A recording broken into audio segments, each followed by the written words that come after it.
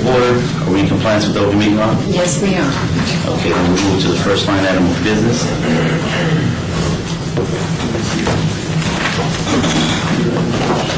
Generally, we have earlier than the wait because he just showed up. Yeah. Bill number 2013-57, possible action adopts by reference an updated version of the city's Unified Development Code, including corrections, clarifications, and updates. This is sponsored by Director of Planning, Flynn Fagg. Staff? Members of the committee, this is our annual update of the Unified Development Code. We use this annual update to take care of typically a number of different types of corrections. Number one, to correct typographical errors. Number two, to make sure that there's consistency of the terms that we use in the document. For example, the RE, Residence Estates District, sometimes it's referred to as residential estates, sometimes residence estates, so it's correcting those terms. Or church, house of worship, making sure that we have consistent terms such as that. Also, any omissions that have occurred in the text. For example, I was reading through the other day and noticed that one of the sentences in the purpose of the CV zoning district just ended without the rest of the sentence. And that had been left off from a previous version. And then also clarifications. For example, we don't describe how the driveway is measured in our code, and so we've added some additional language to describe that. And so there aren't any substantive changes proposed by this ordinance, but rather, again, it's to take care of typographical errors, make sure there's consistency in the terms that we use, correct omissions, and make clarifications. And so with that, we would request for approval of this bill. Is there anyone from the public wishing to speak on this item? If so, please come forward and state your name for the record. Seeing none, Councilman. Thank you, Mr. Chair. I just want to make sure we have on the record Kevin Flynn. He said, in essence, that what he hasn't said is that sometimes there's unintended consequences of a bill this large, which covers so many, not only terms of art, but actual substantive matters, because everything is substituted in here. Sometimes a word in the wrong place can be heartburn for somebody. So in the event, there's a lot of trust me in a bill like this, 572 pages, and I only read the summary, so I'm thinking, I want to make sure that, in fact, if we have a hiccup because of an unintended consequence, that can be corrected pretty quickly. Yes, we would take that through the text amendment process and correct that if there is an unintended consequence that does impact development standards. Right. And it's in terms of art, punctuation, consistency, and terminology, things like that. Correct. Okay. I'm used to seeing bills like this every 2 years in the legislature, and we had to have those same assurances from our legal division. But, sometimes it happens, even if the best. Councilman. Entertain a motion. I'll move forward with this one. All in favor? Aye. So moved. We'll move to the next item of business, which is bill number 2013-58 for possible action declares a moratorium on certain land and use entitlement applications and business license applications which permit the sale of sealed and closed, or I should say, or closed containers of alcohol upon the pedestrian mall located at Fremont Street between Main Street and Las Vegas Boulevard for a period of 180 days. This is sponsored by Mayor Carolyn G. Goodman. Staff. Councilman Goodman from the City Attorney's Office. In September of this year, I attended a planning commission meeting where 4 new applications for variations of packaged liquor licenses were being considered. I'm going to use the term packaged liquor during this meeting as kind of an umbrella term. We're talking about 4 types of licenses that we're looking for a moratorium on taking their application.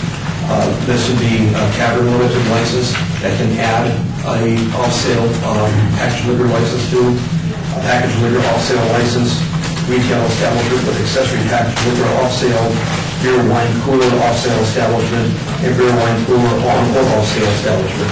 So when I use the term packaged liquor during the course of this presentation, I'm referring to all 5 of those license categories. During the course of the consideration of those 4 applications, representatives of the Fremont Street Experience brought to the attention of the Planning Commission that there had, in their opinion, developed a saturation of the sale of off-sale packaged liquor in the downtown area, particularly in the Kennedy. There was a presentation of pictures and testimonial evidence Afterwards, the applicants agreed to have their applications held for a 2-month period so we can look at the issue. That was followed up by what we call a stakeholders meeting, where we met with downtown package liquor owners now.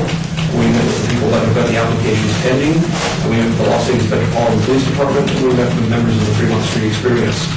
Those meetings have resulted in a resolution that was considered by this council at the last city council meeting. That's resolution number R76-2013, which I'm going to file with the clerk at the end of my presentation to make part of the record.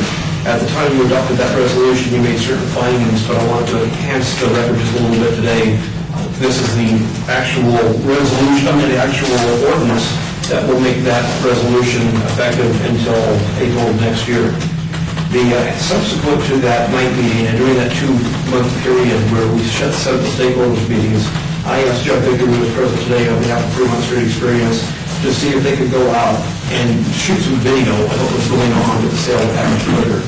As you know, it is illegal for a consumer to consume or open packaged liquor within 1,000 feet of a packaged liquor establishment. The packaged liquor establishments, I believe, know that, but the crime is against the consumer.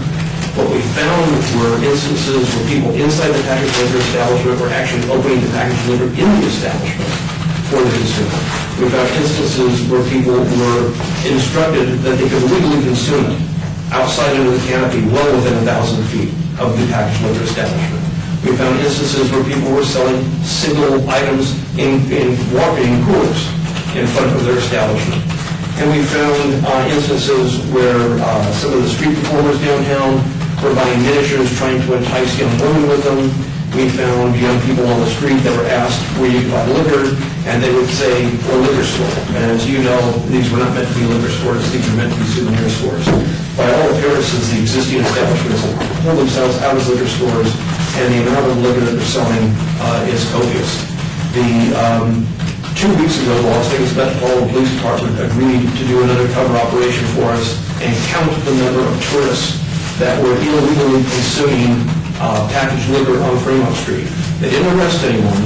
What they did is they went down and they started counting how many people walked out of that establishment and either opened it or consumed it. And both nights that they went out, that number was about 700 people a night based on their couple of people doing their limited count. We currently have our business licensing folks out there also doing the counts on this. I think based on the evidence that we received, and that includes some testimony, I wouldn't say testimony, but evidence from Captain Anderson, who's the downtown area commander. He was recommending that alcohol in general is a problem, and 40% of violent crime is associated with alcohol use. And right now, downtown violent crime is on the uptick. And unfortunately, some of the tourist numbers are on the downtick. I think for all of those reasons, staff is concerned that there should not be any more applications accepted for packaged liquor licenses in the downtown area, at least while we study this issue. For that reason, I submit for review at this point in time this ordinance, and I recommend approval. I have in the audience people representing Fremont Street Experience and Boyd Gaming, if you'd like to hear from them. Thank you, Brad. Great. I have a question for you before we open up for public comment. I hear the term downtown thrown out loosely. How are we defining downtown from a boundary standpoint? For purposes of this ordinance, it's very specifically defined as the pedestrian wall.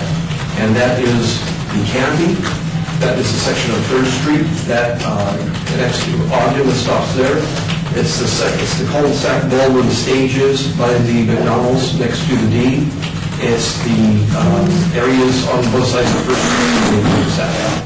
But actually, it's a cul-de-sac alley where we actually vacated the street at 1st Street. So it's between the Golden Nugget and what used to be the Pioneer Club. And if we wanted to expand that, what would be the procedure to do so? I would recommend, if we were going to expand it, I would recommend doing it at the recommended committee hearing. Because I would not recommend expanding it in this bill at this recommended committee hearing. The reason is, if we're going to expand it, there are other people that I know would show up and have an opinion that aren't showing up at this meeting, and they don't have notice of that. If you would like to expand it, what I would recommend is consider this bill today and have council consider it tomorrow. And if there's a desire to make it even broader, let us introduce another ordinance to do that. And that way we restart the notice process. I know, for example, people connected with downtown projects are going to be interested in packaged liquor. They're not part of this moratorium right now, if they were part of it, they would be here and protest, I'm certain. I know other people on East Fremont further down would be here and want to have their opinions heard. And based on when we've noticed this right now, they are not here. Right. And so I think out of fairness to those people, that would be included in an expansion zone, a separate ordinance that would increase the area would be in order. I believe as we move forward that we have to be very cautious in relation to a moratorium underneath the canopy, whereas blocks outside of the canopy will be in a position to apply for packaged liquor, which only perpetuates the problem that the canopy and those underneath the canopy, I should say, are dealing with. So personally, I would like to see something more broader in scope so that we will have an opportunity to manage the entire downtown and not just one street. Because if packaged liquor is allowed outside, then what's to stop that liquor from coming to the interior where all the entertainment and activity is taking place? So I would like to actually see it broader in scope under one ordinance versus having to start the process all over again. That's just a thought in relation to the bigger picture, because although the issue is Fremont Street experience, if in fact I can grab a bottle of liquor from a block away and bring it in, and having more liquor stores on the outskirt, and I'm bringing it in, I mean, I think we're basically chasing our tail in that respect. The only thing we're talking about here are applications that we're putting a moratorium on. So we're talking about new establishments, not existing. So if there's existing out there already, they continue to be a problem, just like existing under the canopy continue to be a No, problem. I'm not speaking to existing, I understand that. I'm saying new applications. The other thing is our evidence that supports this moratorium is based on activity in the pedestrian mall only. The activity outside the pedestrian mall is a little harder to get our arms around for a couple of reasons. Brad, let me stop you real quick. We're talking about a special use permit, and that special use permit is given contingent upon how this mayor and council feels. So if this mayor and council feels as though the entire downtown has enough liquor licenses to support its residents and tourists alike, then this mayor and council has the ability to basically say no more packaged liquor anywhere in downtown, correct? You could. Okay, so that's what I'm talking about. Now, understand the existing. So we basically say there's no more liquor between US 95, Charleston, Maryland Parkway, and Main Street. We can do that as a special use permit. And so what I'm saying from a high level is this council needs to look at that boundary that we consider, the entertainment district, the downtown area, and ask the question, do we have enough? Or at what point will there be enough? Because of the issues that are before us. So I'm taking this conversation that's before us here today and basically bringing it and highlighting it, saying we need to look at it from an entire downtown, not just Fremont Street and underneath the canopy. I'm looking at it from a much broader swipe of a scope. I understand. Okay. I'll have my only observation that we can't do that, in my opinion, with this ordinance today, because we haven't any evidence to support the moratorium for that size of an area. If you recommend a new pass on this today, we'll begin that immediately, and based on what we find, we'll report back to you, and if there's enough there, we will expand the moratorium. But you'll lose this now if you don't pass this today. I'm going to respectfully disagree with that statement because, once again, we have the authority to basically determine when enough is enough, correct? Yes, you do.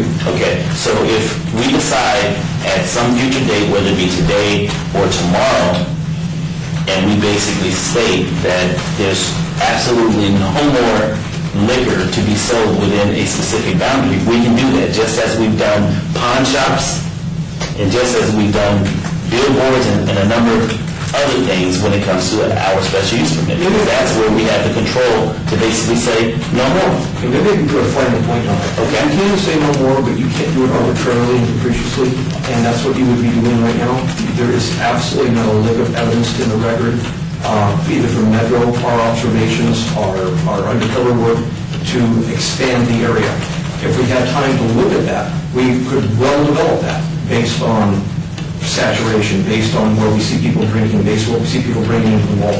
The only evidence that we have right now is the evidence in support of this ordinance, and that evidence supports a moratorium on package liquor in a pedestrian mall. We'd have to go back and look for that other evidence. If it exists, then you can prohibit it as you suggested. Now, I'm not speaking against this, just so that we're clear. I'm not speaking against this. I'm just basically putting it under a magnifying glass, saying, you know, how much can we blow this up to basically protect our downtown moving forward? Because this is an issue that will basically either propels our downtown into the 21st century in relation to what we want it to look, feel, and smell like, right?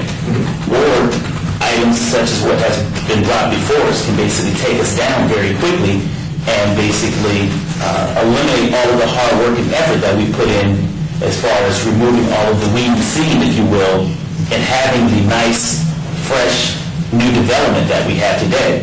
So we have to redirect and recalibrate, if you will, our move from this point going forward, because whatever decision we make today will be an output that we may not like tomorrow. Right? Okay. So I'll open this up at this point to public comment. Anyone from the public wishing to speak, please come forward and state your name for the record.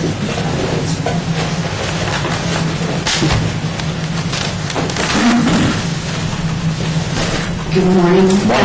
My name is Terry Murphy. Address is 516 South 6th Street. I'm the president of the Downtown Las Vegas Alliance, and I'm here to support the adoption of this ordinance based on the comments of the city attorney. Okay. Thank you. Did you state your name? I'm sorry. Terry Murphy. Okay, great. Thank you. Good morning, Russell Rowe on behalf of Boyd Gaming. My address is 3900 Paradise Road, Suite 208. We're here in support of this ordinance as well. As you know, there's been a tremendous amount of effort and discussion going into this on these issues. We consider them critically important to the future of downtown, what this council wants to see in its growth. We're grateful for your consideration of this and for staff's commitment to focusing on these issues. And we think having an opportunity to look at the issues under the canopy without having to be burdened by applications pending at the same time really allows the city to take a significant and detailed look at what's going on and more importantly, how to proceed with packaged liquor in the future and how applications ought to be processed, if at all, and what rules they can be processed, and what type of standards ought to be looked at for those applications. We would also agree with Councilman Barlow's comments more generally that these issues are going to go beyond the canopy. Just because you can't focus on boundaries that aren't necessarily going to contain the carrying of alcohol under the canopy and outside the canopy, given the current rules, we think you ultimately do have to look more broadly.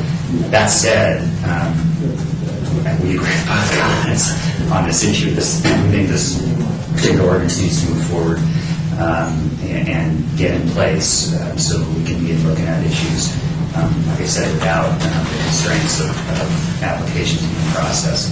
And then as part of that, I think actually what this moratorium would do, to Councilman Barlow's point, would give us the opportunity to begin looking at solutions that will naturally go beyond the canopy in Boyd Gaming's opinion, because downtown is much more than the canopy, and thankfully so, and its relative growth has been tremendous, and we all want to see it continue in a healthy way.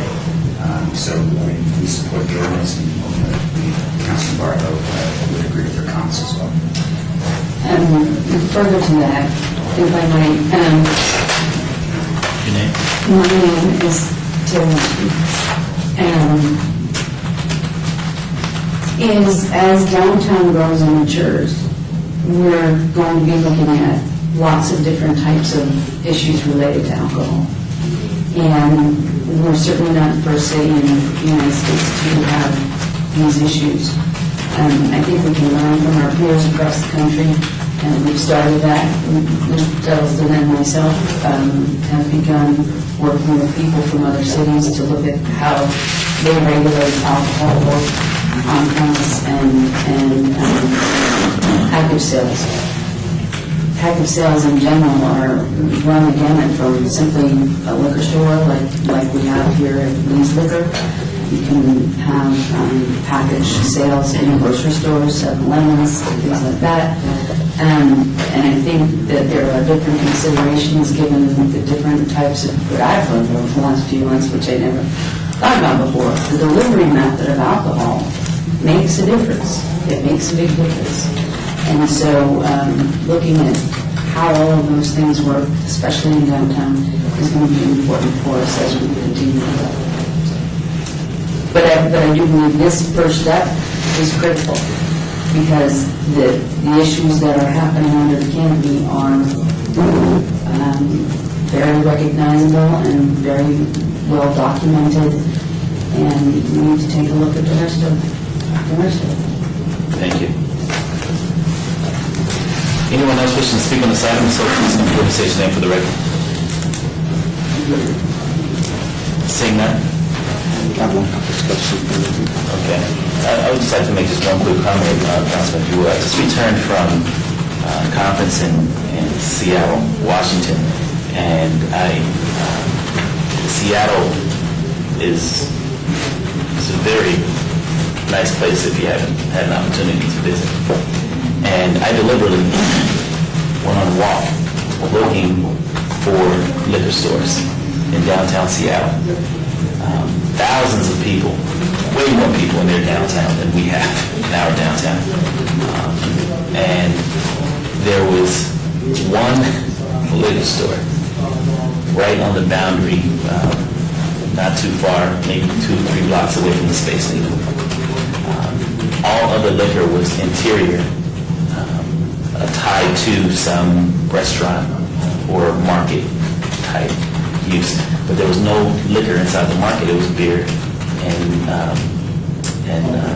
what do you call it, boutique wine inside of the various markets. And I found that to be very interesting. And I'm not trying to compare Seattle to Las Vegas, because it's different in so many other different ways, but I just found it to be very interesting how their downtown is much broader in scope, wider in depth and height, and the amount of people that were down there to only locate one liquor store. And although Las Vegas is unique, specifically downtown is so much more unique in so many different ways, I believe that it's time to really engage in that conversation, Brad, as far as how we start to pump the brakes on not only liquor, but maybe some other items that we can possibly do away with. And I would like to, as we move forward, and I do support this ordinance as it is before us here today. Moving forward, I would like to at least start talking about distance separations when it comes to, specifically as it relates to liquor, packaged liquor in the downtown. Councilman? Thank you, Mr. Chairman. I think that the bill is good enough as it is, except it doesn't reflect, well, in paragraph I on page 3, it reflects great concern by council staff and Metro that there may be an oversaturation of these things. I think we probably ought to enter the record, if we don't change or amend this, to reflect that studies done have observed that there is abuse of the existing rules and regulations.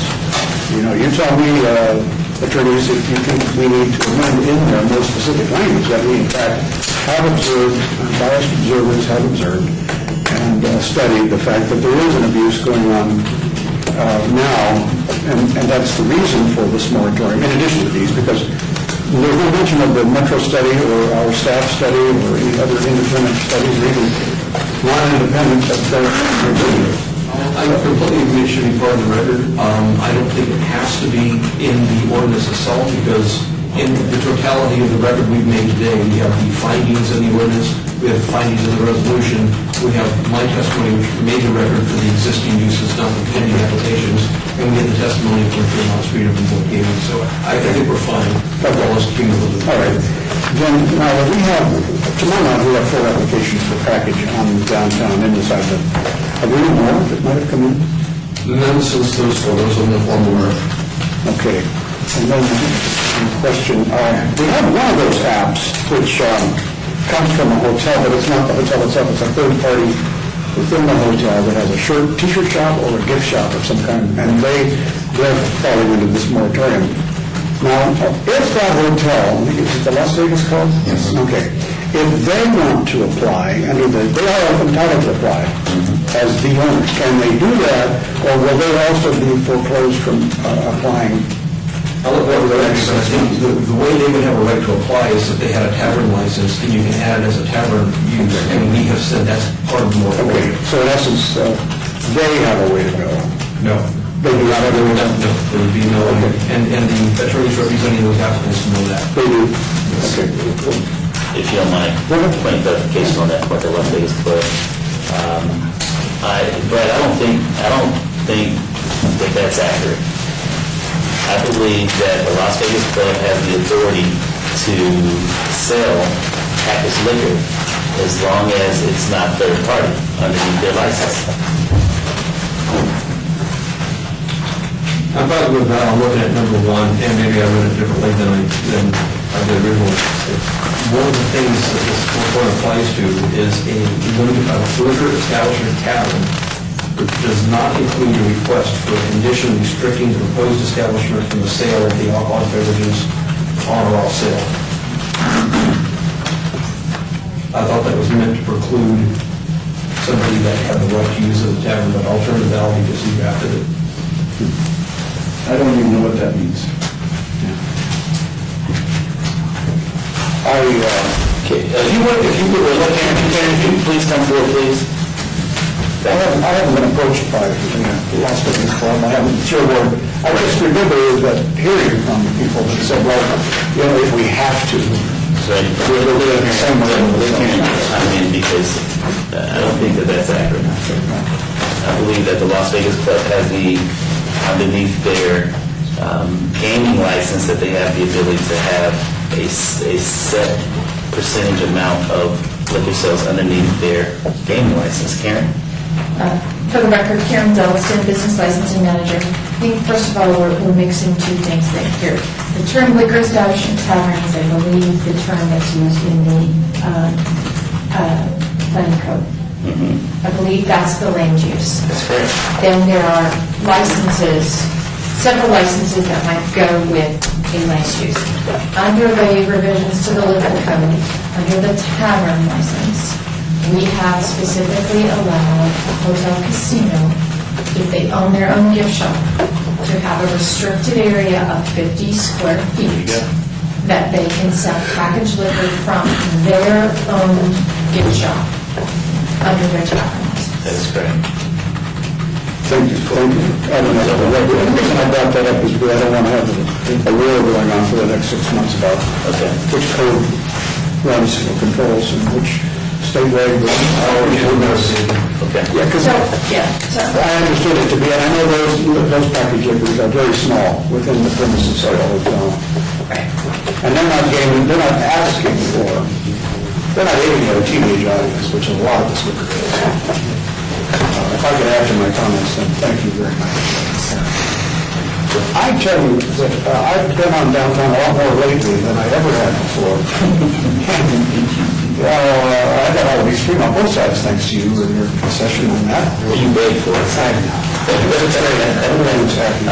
The thing is that I'm under the amount of sweetened and flavored beverages of a high alcohol content that are in these places, prominently displayed and available for essentially single sale. I mean, you can buy a can or something.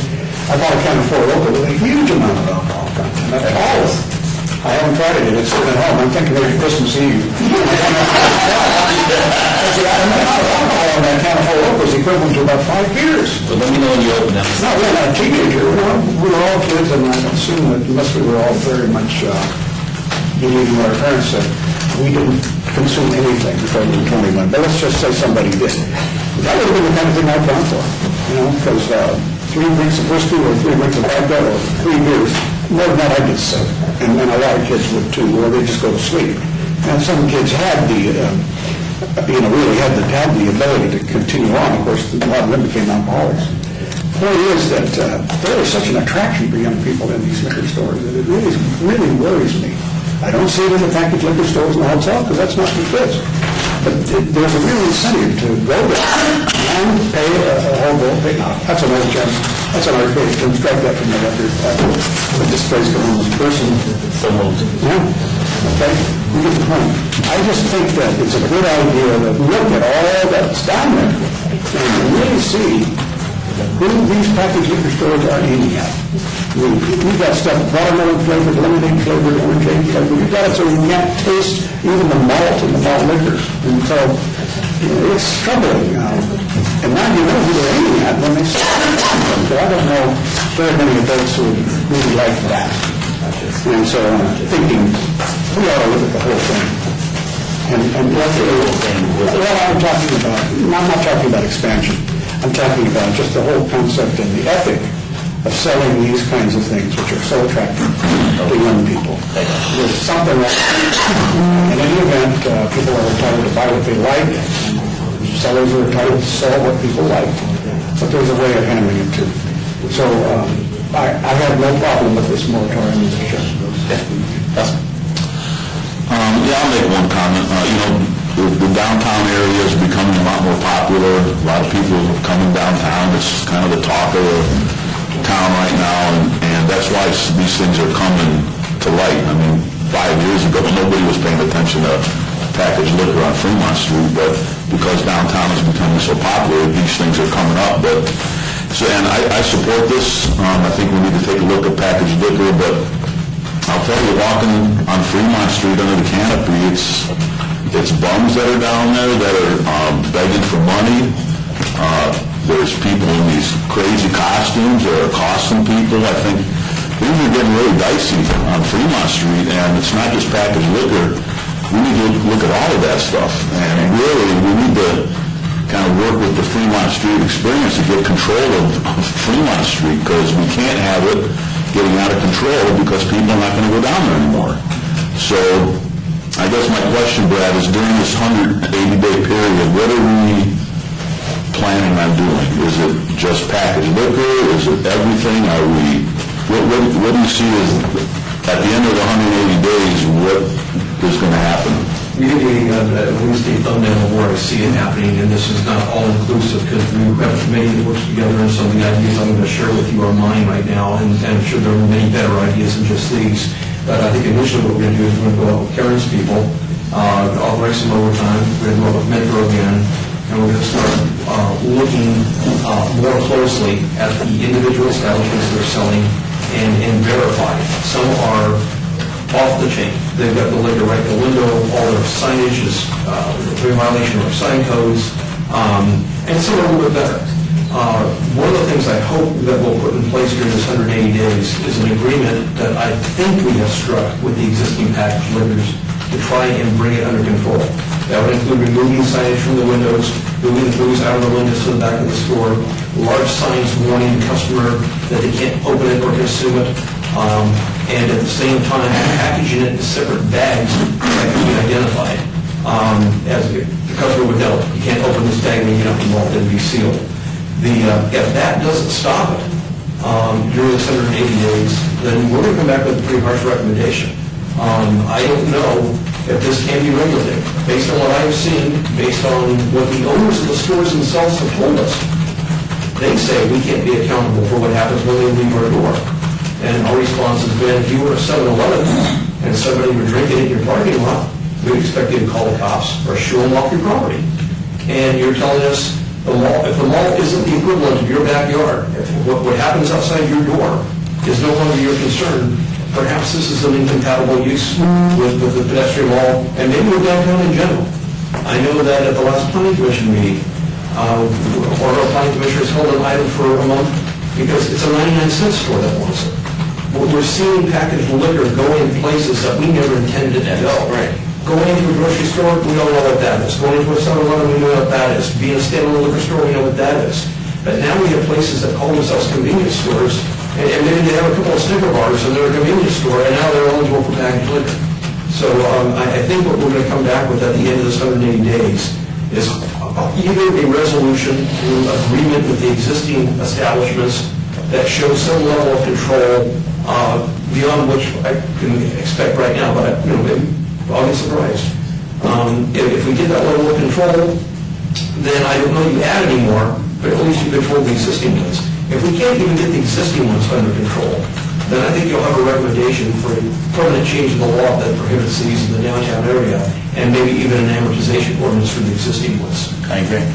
So we're going to focus on packaged liquor, but, I mean, can we start looking at the Fremont Street as a whole and some of the other issues that are going on down there? I know this is strictly for packaged liquor, but we got to start looking at the whole thing. It can't just be packaged liquor now, and then a year from now, we're talking about the homeless people that are sleeping on Fremont Street and all these idiots that are down there with, trying to get their picture taken. I mean, we need to really start looking at the whole thing, and obviously, you guys need to be involved in that too, but I think it's a good time to start really focusing on everything that's going on down there, because it's always kind of been, well, let's look at this, and then let's look at this, and it's just like a Swiss cheese approach, and I think we really need to focus completely and get a handle on what's going on down there, and I think this is a good time to start doing it.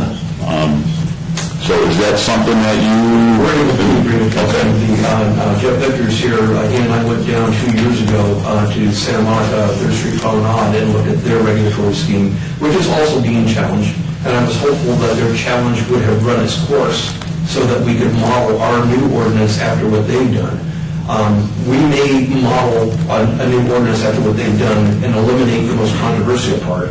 The one part I like, and I think that Jeff would agree, is they have permits in Santa Monica that are right in front of you, so you know who's behind that mask if you're wearing a mask.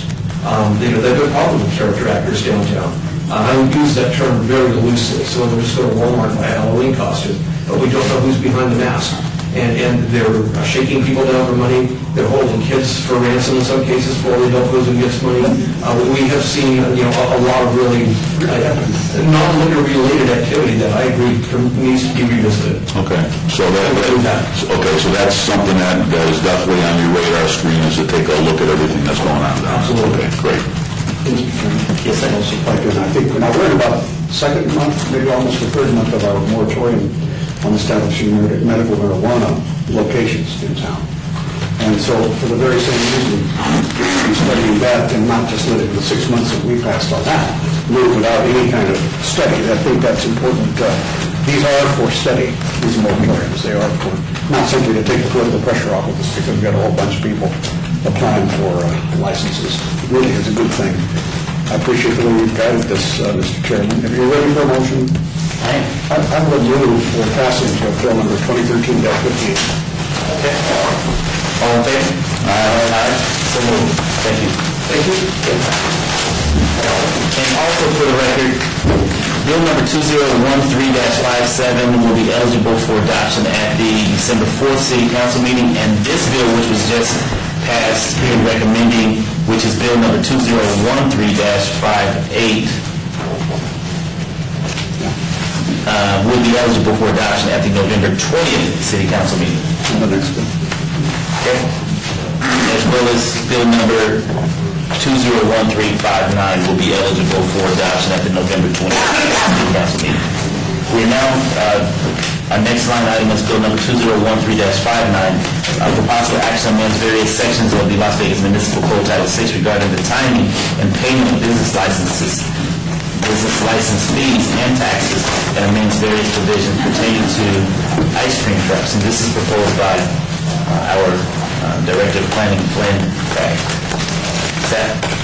Thank you, Mr. Chairman. For the record, Karen Devilson, Business Licensing Manager.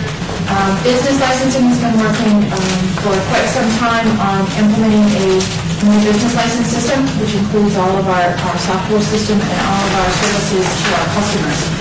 This is a ordinance that allows us greater flexibility in how we serve our customers and provides some conveniences to them.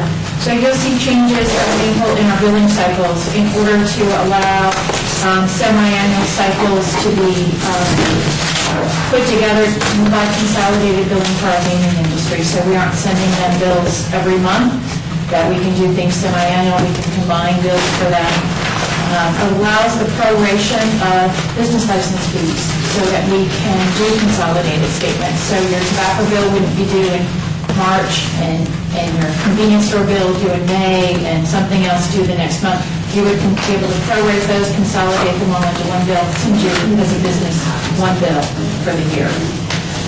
Also, there's new definitions in there to make sure that we have one license per fictitious name. We've got businesses out there that will get a license under one name. Unfortunately, they will operate under another name, and it's very difficult, for example, in the locksmith industry, for people to know if they're dealing with a licensed business or not if we don't have a one-to-one match.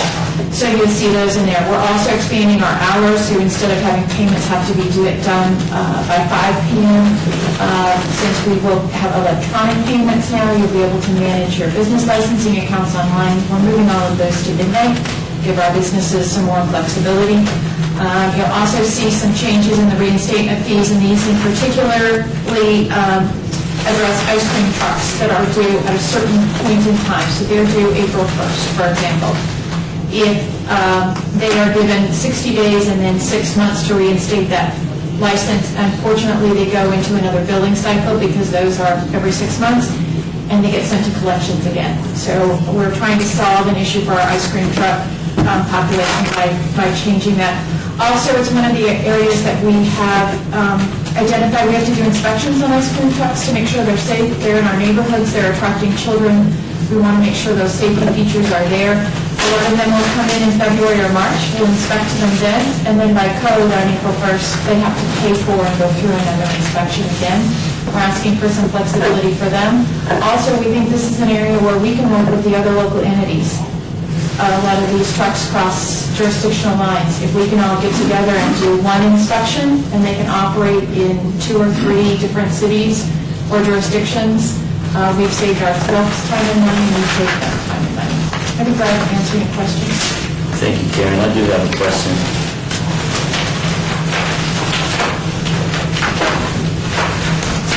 What are the qualifications under your license for an individual to apply for a license for ice cream?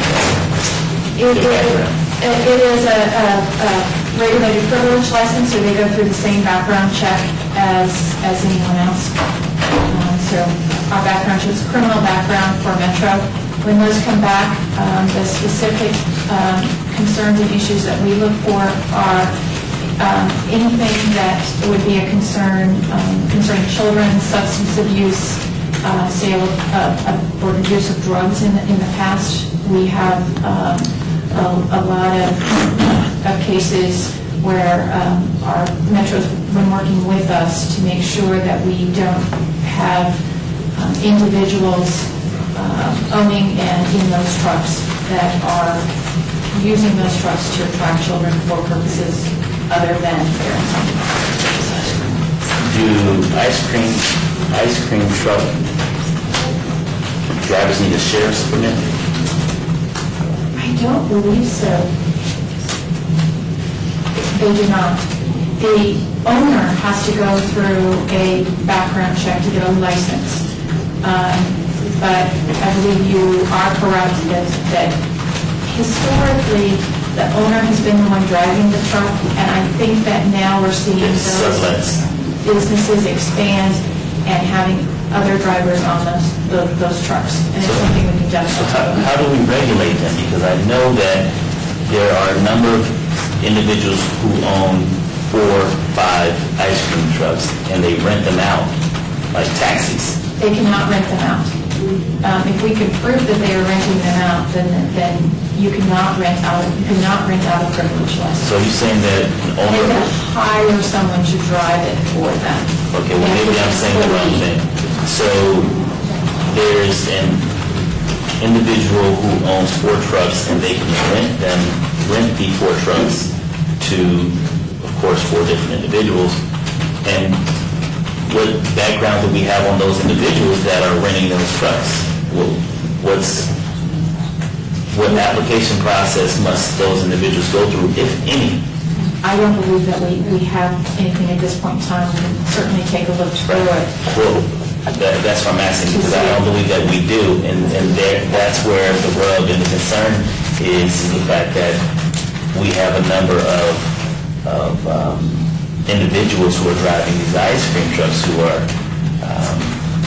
have not been vetted by the city of Las Vegas. The owner of the trucks have been vetted with a clean background, but who they allow to drive those trucks as far as, what do you call it, renting them, or? Correct. Under our code, they would not be able to rent them out. Okay, I'm using the wrong term. They might have employees. If they are renting them out, then that... Their employees are who I'm concerned about, is what I'm trying to get at. Because I know a number of them have some very sketchy and criminal background, and they're out inside of our parks, in our neighborhoods, as well as in front of our schools, selling to children. And a number of them have a couple of high-profile felonies underneath their belt and records. We could do it one of 2 ways. If you'd like to give me direction, we can go ahead and bring it back to you. You can require work parks, or you can require anyone driving an ice cream truck to have their own business license, and then they would go through that full background check. I think a work card, that comes from Metro, right? That's the sheriff's card. When I was growing up, we called it sheriff's card. Carmen Donegan, Las Vegas Metropolitan Police Department. The ice cream truck drivers do have to have a work card. So they If do? they're driving a truck, yes. Okay. And that comes from Metro. Okay. And how often do you or your department or Metro's department go out and do spot checks? It depends if there's a need, if we have any, it varies. During an initial investigation, we will go out and do a check normally. The work cards are good for 5 years, and then they have to be renewed. Thank you. Anyone from the public wishing to speak on this item, so please come forward and state your name for the record. Seeing none, Councilman? We're ready for a motion. Unless you have, you're good? Okay. I'll move to pass this motion. All in favor? Aye. So moved. Thank you. We're now down to citizens' participation. Public comment during this portion of the agenda must be limited to matters within the jurisdiction of the committee. No subject may be acted upon by the committee unless that subject is on the agenda and is scheduled for action. If you wish to be heard, please come forward and state your name for the record. Seeing none, I entertain a motion. Move to adjourn. All in favor? Aye. So moved. Thank you all.